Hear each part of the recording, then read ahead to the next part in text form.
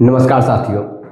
मैं आज क्लास 12 का हिंदी का सेकेंड चैप्टर गद्य खंड की मैं बात करूंगा और उस चैप्टर का नाम है उसने कहा था। और इनका लेखक जो है चंद्रधर शर्मा गुलेरी जी है। ठीक है, और चंद्रधर शर्मा गुलेरी जी का ये पिक रहा हमारे गुलेरी जी का। ठीक है, देख लीजिए कैसे देख रहे हैं। आगे है, चंद्रधर शर्मा गुलेरी का जन्म 7 जुलाई 1883 ईस्वी में हुआ था। चंद्रधर शर्मा गुलेरी का निधन 12 सितंबर 1922 ईस्वी इनका क्या हो गया, मृत्यु हो गया। मृत्यु स्थान जो है काशी, जो कि कहाँ पड़ता है, उत्तर प्रदेश में आता है। कहता चंद्रधर शर्मा गुलेरी का जन्म स्थान जयपुर राजस्थान, और चंद्रधर शर्मा गुलेरी का मूल निवास कहाँ के थे, गुलेर नामक ग्राम के थे। अगला कहता है गुलेर की एक चीज जान लीजिए, गुलेर नामक ग्राम है, इन ग्राम में से इनका क्या टाइटल लगाए थे, तो गुलेरी लगाए थे। ठीक है, याद रखिएगा। पिता जो थे पंडित शिव कुमार थे और जिला कंकरा हिमाचल प्रदेश। चंद्रधर शर्मा गुलेरी की रचनाएं कहानियां बुध का कांटा, इनका जो कहानियां है बुध का कांटा जो कि 1911 में, और सुखमय जीवन 1911 में, उसने कहा था 1915 में क्या हुआ था, प्रकाशित हुआ था। ठीक है, अगला कहता है निबंध 14 निबंध है, जिनमें से पुरानी हिंदी, कछुआ धर्म, भारतवर्ष, देवानम प्रियम और डिंगल, ये सब उनका क्या है, एक निबंध है और कहानियां हैं। याद रखिएगा, पूछा जाएगा आपसे ऑब्जेक्टिव में बुध का कांटा का लेखक कौन है, जो तो चंद्रधर शर्मा गुलेरी जी है। सुखमय जीवन कब प्रकाशित हुआ, तो 1911 में प्रकाशित हुआ, और उसने कहा था 1915 में हुआ था। याद रखें उनकी तीनों कहानियां बहुत ही हिट है, उनमें से एक कहानियां हम लोग आज पढ़ेंगे, उसने कहा था। ठीक है साथियों, चलिए आगे बढ़ता हूँ। अगला है, कहता है शिक्षा और ज्ञान के मुख्य बिंदु, यानी कि कहने का मतलब इस चीज को एक एक बिंदु हम लोग पहले देख लेते हैं ताकि आप लोगों को ऑब्जेक्टिव अच्छी तरह क्लियर हो जाए। कहता है कि शिक्षा और ज्ञान के मुख्य बिंदु में क्या आ जाएगा, प्रारंभिक ज्ञान कहाँ हुआ था, तो पिता पंडित शिव कुमार शास्त्री से घर पर ही संस्कृत वेद पुराण और प्राकृत की शिक्षा प्राप्त किए थे। ठीक है, याद रखिएगा। अगला कहता है चंद्रधर शर्मा गुलेरी ने मैट्रिक एंट्रेंस की परीक्षा 1899 में इलाहाबाद, कहाँ से, मैट्रिक परीक्षा कहाँ से दिए थे, इलाहाबाद, 1899 में इलाहाबाद विश्वविद्यालय से प्रथम श्रेणी में फर्स्ट डिवीजन से उत्तीर्ण किए। ठीक है, यानी कि मैट्रिक एंट्रेंस की परीक्षा 1899 में और इलाहाबाद विश्वविद्यालय से क्या किए थे, प्रथम श्रेणी से फर्स्ट डिवीजन से पास किए थे, उत्तीर्ण किए थे। ठीक है साथियों, और समझो ना, यहाँ समझा रहे तो समझो, उसके बाद फिर बात करना ना। अगला है इंटर, जो कि कहाँ से किए थे, कलकत्ता विश्वविद्यालय से 1901 ईस्वी में क्या किए थे, इन्होंने पास किए थे। ठीक है, याद रखिएगा। औपचारिक शिक्षा जो है, औपचारिक शिक्षा इलाहाबाद विश्वविद्यालय से 1903 में बीए की उपाधि प्रथम स्थान से प्राप्त की है। कहता है बहुभाषित, वे हिंदी, संस्कृत, अंग्रेजी के साथ साथ, वे हिंदी, संस्कृत और अंग्रेजी के साथ साथ पाली, प्राकृत, अभ्रंश, मराठी, बंगाली, लैटिन, फ्रेंच और जर्मन भाषाओं के जानकार थे। ठीक है साथियों, याद रखिएगा। इन भाषाओं में से आपको पूछा जाएगा तो बताइए संस्कृत के जानकार थे या नहीं, तो उसमें बताया जाएगा हाँ थे। याद रखिएगा। कार्य क्षेत्र, उन्होंने मियो कॉलेज अजमेर से संस्कृत विभाग के अध्यक्ष 1916 में बने और कहता रूप में कार्य किया, और 1922 ईस्वी में बनारस हिंदू विश्वविद्यालय से क्या BHU में प्राचीन इतिहास और धर्म के प्रोफेसर क्या हो गए, प्रोफेसर कुछ है नाम लिखा, मनचंद्र, एक मिनट जाइए देख लेता हूँ। हाँ, मणिनंद्र चंद्र नंदी पीठ के रूप में क्या किए थे, कार्य किए थे। ठीक है, अगला है, इसमें देख लीजिए, कह रहा है थे योगदान के रूप में वे हिंदी के द्विवेदी युग के प्रमुख साहित्यकार, कहानी और निबंधकार थे। कहता दूसरा है चंद्रधर शर्मा गुलेरी मुख्य रूप से क्या थे, मुख्य रूप से समालोचक पत्रिका के संपादक और नगरी प्राचीनी सभा के संपादकों में से एक थे। तो पूछा जाएगा क्या, तो समालोचक पत्रिका के संपादक किसने किया था, जो चंद्रधर शर्मा गुलेरी जी ने किया था। गुलेरी जी ने कुल 3 कहानियां लिखी। पूछा जाएगा तो बताइए गुलेरी जी ने कितने कहानियां लिखे, तो गुलेरी जी ने 3 कहानियां लिखे थे, याद रखिएगा। कहता है उसने कहा था प्रसिद्ध कहानी जो एक प्रेम कहानी है, उसने कहा था क्या है, एक प्रेम कहानी है जो प्रथम विश्व युद्ध के दौरान लिखी गई थी। ठीक है, तो याद रखिएगा वो 3 कहानियां कौन कौन है, और उनमें से एक कहानियां जो है फेमस है, और फेमस कहानियों को हम लोग आज पढ़ेंगे। देखिए, बुद्ध का कांटा और सुखमय जीवन और उसने कहा था, तो उसने कहा था को ही हम लोग आज क्या करेंगे, पढ़ेंगे। ठीक है डियर स्टूडेंट, चलिए आगे देखता हूँ इस चैप्टर का सारांश। एक ही वीडियो में मैं पूरी तरह इसमें समाप्त करने का प्रयास करूंगा। अच्छी तरह आप लोग वीडियो को पूरा देखिएगा। ठीक है, चलिए कहता है उसने कहा था एक दिव्य प्रेम और एक युद्ध की कहानी भी है। चंद्रधर शर्मा ने बुलेरी हमारे समक्ष एक दिव्य प्रेम को उजागर किए हैं, यानी चंद्रधर शर्मा ने एक प्रेम कहानी को क्या कहते हैं, इसमें उजागर कर दिए। अमृतसर की भीड़ भरी सड़कों पर एक लड़का और एक लड़की एक दुकान पर मिलता है। कहाँ मिलता है, अमृतसर की भीड़ भरी बाजार में, और एक लड़की एक दुकान पर मिलता है। लड़के ने मुस्कुराकर पूछा, लड़के ने क्या किया, मुस्कुराकर पूछा, तेरी कुर्माई हो गई। इस पर लड़की ने कुंड आंखें चढ़ाकर धत कहकर क्या कह दौड़ गई, यानी कि दौड़कर वो चली गई, और लड़का मुंह देखते रह गया। फिर कहता है यहीं से प्रेम का बीज अंकुरण होता है, यानी कि उजागर होता है। दूसरे तीसरे दिन दोनों फिर मिलते हैं। महीना भर यही सिलसिला चलते रहा, महीना भर। कहता यही हाल रहा। कुर्माई के बारे में पूछने पर लड़की ने कहा देखते नहीं, यह रेशम से कढ़ा हुआ सालू यानी कि साल। लड़की भाग गई। लड़का आते आते अनेक प्रकार के कार्य रास्ते में करता है। वह सब्जी वाले के ठेले गुस्से से गिरा देता है और दूसरे पर चीखने और चिल्लाने लगता है।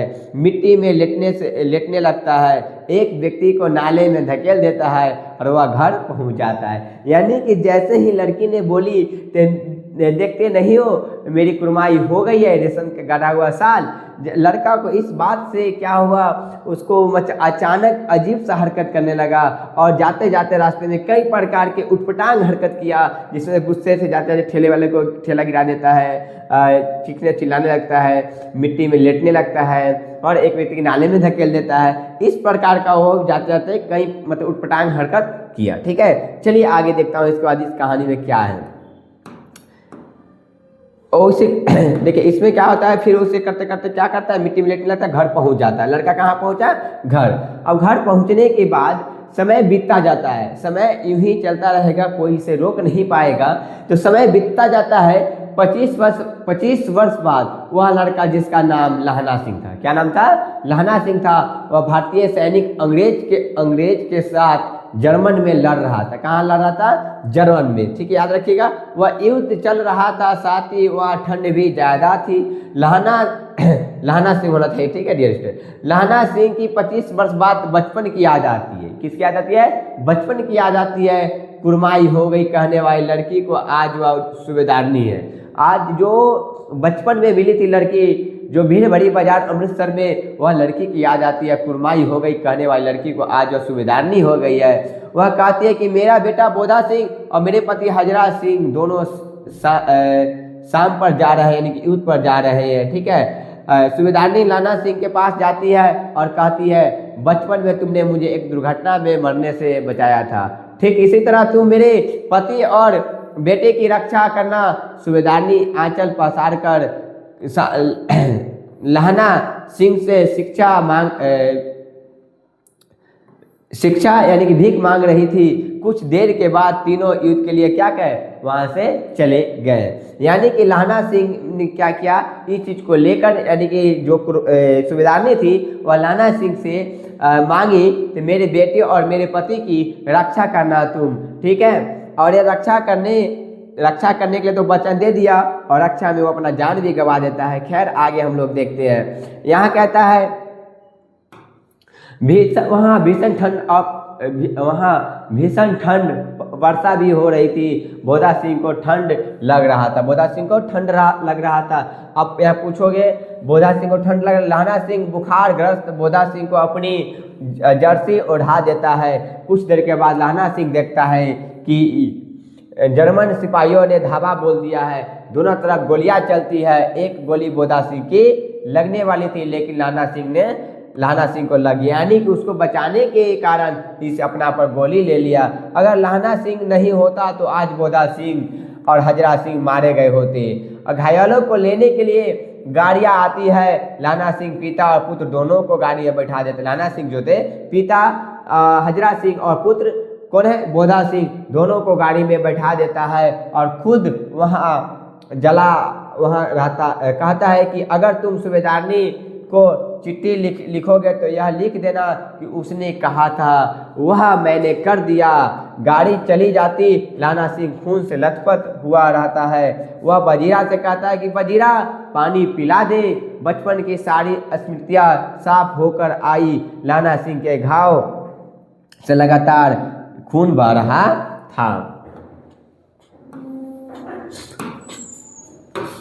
यहाँ कहता है और कह भी रहा था कि वजीरा पानी पिला दे, उसने कहा था। और इस प्रकार कुछ देर बाद लहना सिंह की मृत्यु हो जाती है। अतः इस प्रकार हम कह सकते हैं कि उसने कहा था कहानी में वीरता, त्याग और प्रेम नजर आता है। ठीक है साथियों, तो ये रहा आपका सारांश। और सारांश को आप लोग 2 बार 3 बार किताबी रीडिंग कीजिएगा, उसके बाद पढ़िएगा, अच्छी तरह समझ में आ जाएगा। ठीक है, चलिए इस चैप्टर का हम लोग मुख्य ऑब्जेक्टिव देखेंगे। उसने कहा था कहानी में किस शहर का चित्रण है, तो बताइए कहाँ का चित्रण है मालिक? अमृतसर का, लुधियाना का, मांझे का, लखनऊ का?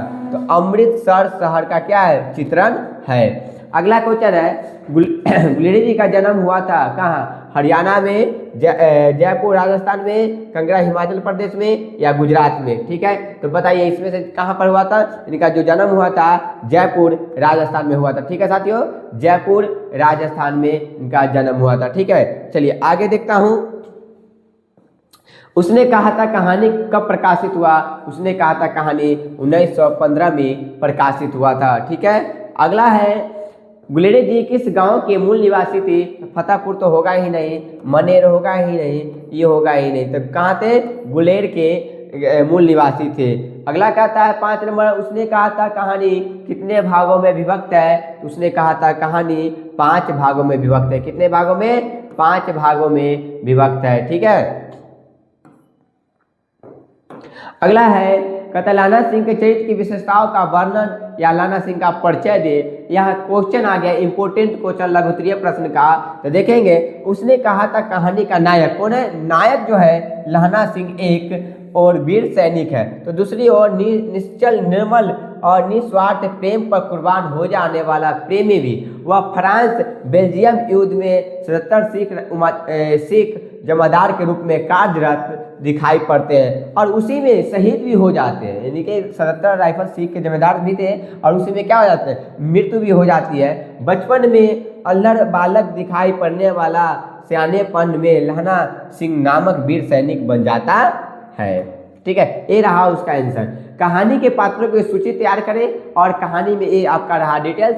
कहानी का मुख्य पात्र लहना सिंह है। इस कहानी का मुख्य नायक, मुख्य हीरो कौन बना? तो लहना सिंह पे कहानी टिका है। कहते हैं जिसके इर्द गिर्द कहानी के घटनाक्रम घूम रहा है। उसके अतिरिक्त अन्य पात्र भी इसमें निम्नलिखित है। जैसे में एक बालिका है जिसकी भेंट कभी किशोरावस्था में लहना सिंह से हुई थी। दूसरा है तथा कालांतर में उसका विवाह सूबेदार हजरा सिंह के साथ हुआ था और हजरा सिंह के साथ सूबेदार का तो ब्याह हो गया। शादी किसके साथ हुआ? हजरा सिंह के साथ हुआ और उसका हजरा सिंह के पुत्र का नाम बोधा सिंह हो गया। तो लहना सिंह कहानी का मुख्य पात्र है, हजरा सिंह सूबेदार है। ठीक है, और इसकी सूबेदारनी हो गई। ठीक है, वो लड़की जो बचपन में मिली थी। बोधा सिंह कौन हो गया? हजरा सिंह का पुत्र हो गया। लेफ्टिनेंट साहब सेना का एक उच्च अधिकारी है और वजीरा सिंह एक सैनिक है। ठीक है साथियों, ये रहा आपका। उसके बाद कहता है उसने कहा था कहानी के शीर्षक की सार्थकता स्पष्ट करें। शीर्षक किसी भी रचना के केंद्र में होता है। शीर्षक किसी भी रचना के केंद्र में होता है, उसके चारों ओर कथा बनावट होती है। प्रस्तुत कहानी के केंद्र में भी सूबेदारनी और लहना सिंह का उत्साहपूर्ण प्रेम है। बचपन का अल्हड़ प्रेम बाद में महान उत्सर्ग आधार बन गया, अतः यह शीर्षक सर्वथा सार्थक और सटीक है। ठीक है, ये रहा आपका आंसर। अगला है लहना सिंह के गांव में आया तुर्की मौलवी क्या कहता है? बहुत ही VVI क्वेश्चन है। ठीक है, वेरी वेरी इंपॉर्टेंट क्वेश्चन है। तो कहता है तुर्की मौलवी कहता था कि जर्मनी वाले बड़े बड़े पंडित हैं, यानी कि जर्मनी वाले बड़े पंडित हैं, वे वेद पढ़कर विमान चलाने की विद्या जानते गए और गौ नहीं मारते हैं। जर्मनी वाले गौ नहीं मारते हैं, हिंदुस्तान में आ जाएंगे तो गौ हत्या बंद कर देंगे। मंडी के बनियों को कहता था कि डाक खाने से रुपया निकाल लो और सरकार का राज्य जाने वाला है। यह बात जर्मनी वाले बोला करते थे। अगला क्वेश्चन है, कहती है तुम राजा हो, मेरे मुल्क को बचाने आए हो। वजीरा के इस कथन में किसकी ओर संकेत है? तो यह कथन उस देश संभवतः फ्रांस की एक महिला का है। उसके बांग्ले के बीच बगीचे में जब वजीरा सिंह अथवा उसके अन्य साथी जाते हैं तो वहाँ की मालकिन उक्त महिला इन लोगों को फल, दूध तथा अन्य भोज्य पदार्थ बहुत प्रसन्न होकर देती है तथा उसके लिए उनसे पैसे नहीं लेती है। उसे इस बात की प्रसन्नता है कि उक्त सैनिक इसके देश के को जर्मन हमलावरों से रक्षा करने के लिए आए हुए हैं, अतः वह उन सैनिकों को अपना रक्षक मानकर उनका स्वागत सत्कार करने को तत्पर रहती है। आप इसका स्क्रीनशॉट ले लीजिएगा, ठीक है। चलिए आगे बढ़ता हूँ। अगला कहता है, जारा क्या है? मौत है और निमोनिया से मरने वाले को मुरब्बा नहीं मिला करते। वजीरा सिंह के इस कथन का क्या आशय है? तो वजीरा सिंह आंसर इसका हो जाएगा, ठीक है साथियों।